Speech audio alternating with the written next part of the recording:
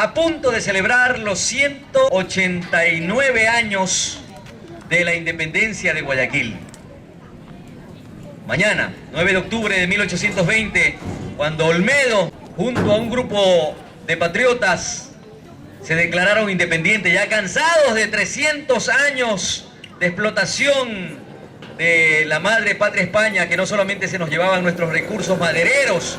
Recordemos que Cone era un bosque madereros de madera fina. Aquí explotaron absolutamente todo. Pero fue aquí la parte más importante, aquí en Cone, donde se defendió la independencia de los revolucionarios del 9 de octubre. Hoy, gracias a la colaboración del coronel ingeniero Eduardo Silva Maridueña, un yaguachense de raíces profundas, es geógrafo, ingeniero, fue director del Instituto Geográfico Militar, rector de la Escuela Politécnica del Ejército, agregado militar en Washington, Estados Unidos, gerente de Andex, y un sinnúmero de cualidades que lo hacen grande y meritorio para que la charla de esta mañana se dé.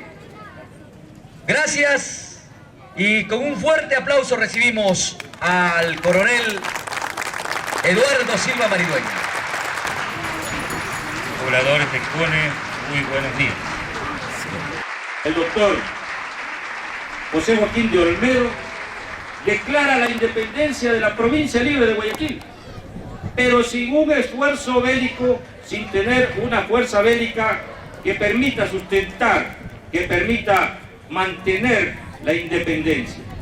Tenía apenas 1.500 hombres, 1.500 soldados en Guayaquil y en sus alrededores. Y en Quito y en la sierra había 4.000 soldados españoles. ¿Cuánto tiempo se demoraba en bajar de Quito a Guayaquil? Se demoraban entre 25 y 30 días. Siempre las unidades militares se demoran un poco más, ¿no? Pero ese era el término promedio. Había que ver si era en invierno o si era en verano. Pero estamos hablando en época de verano, en el mes de agosto. Entonces esta Junta de Gobierno, presidida por José Joaquín de Olmedo, organiza una división que la llamó División Protectora de Quito. Aún manteniendo esa desventaja bélica, la Junta de Gobierno organiza una división, la División Protectora de Quito, que es la que vence a fines de 1820, vence a las tropas españolas en Camino Real, lo que le llaman hoy el Cantón Bilobán, cerca de la población de Huarango. Eso no es suficiente. Y la Junta de Gobierno solicita ayuda internacional al libertador Simón Bolívar, que se encontraba en Colombia. El libertador se encontraba en Cali y le solicita ayuda de soldados, ayuda militar, para poder defender la independencia de Guayaquil y de su provincia, de la cual nosotros formamos parte. También solicita ayuda al Perú. En Perú se encontraba el general José de San Martín, que había desembarcado para librar la independencia de Perú. Perú no le podía ayudar, porque el general San Martín había recién desembarcado en Perú. El único que le podía ayudar, y efectivamente lo ayudó, fue Bolívar, en Colombia. Le mandó 700 soldados, le ofreció 1.500, pero apenas le envió 700 soldados. Era porque en Colombia, en Cali y en Buenaventura, que era su puerto, había una epidemia de fiebre amarilla, que en esa época le decían fiebre amarilla, lo que hoy es el paludismo, el dengue. Había una epidemia.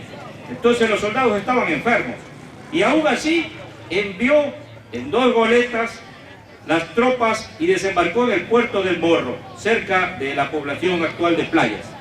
Previamente el general Mírez, que peleó aquí en Cone, había desembarcado a inicios del año 1821 tropas de caballería y material bélico para armar una división. Sucre llega en febrero de 1821 y de inmediato se pone en contacto con la Junta de Gobierno.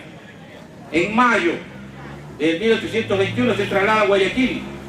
En Guayaquil toma contacto con las autoridades y de inmediato organiza su fuerza. Estando organizando su fuerza de combate, sabe que las tropas de Quito, las tropas españolas de Quito, están listas para bajar a la costa. Eso lo comunica de inmediato al general Sucre. Para evitar esto, inmediatamente Sucre dispone que salgan las fuerzas que venían de Colombia, junto con las que tenía la Junta de Gobierno, y las dispone en el eje San Borondón, Babahoyo y Guayaquil, en ese eje. Ese eje era la ruta de aproximación desde la sierra hacia la costa. Las fuerzas españolas bajan en dos partes. Una columna, una división militar, baja directamente de Quito, con 2.800 hombres de infantería y de caballería, al mando del presidente de la audiencia, el general Melchor Aymerich. Y otra columna sale de Cuenca, simultáneamente, al mismo tiempo. Sale de Cuenca 1.200 hombres al mando del coronel González, Francisco González, tropas de infantería y de caballería. ¿Qué es lo que quería decir con esto? Que iban a atacar a las fuerzas guayaquileñas, a las fuerzas que se encontraban en Guayaquil, San Borondón y Babahoyo, por dos ejes. El un eje que venía de Quito, Guaranda, y el otro eje que venía de Cuenca, Cañar, Yaguachi, Guayaquil.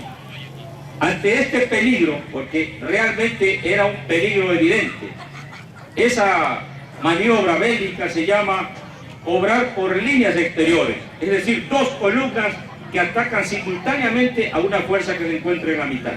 Esa era la situación, muy peligrosa, muy difícil. Sucre, como era un general muy preparado, a pesar de su juventud, Sucre tenía 26 años de edad, jovencito. Sin embargo, ya era un veterano de guerra, con experiencia de combate. Había peleado en Colombia y en Venezuela.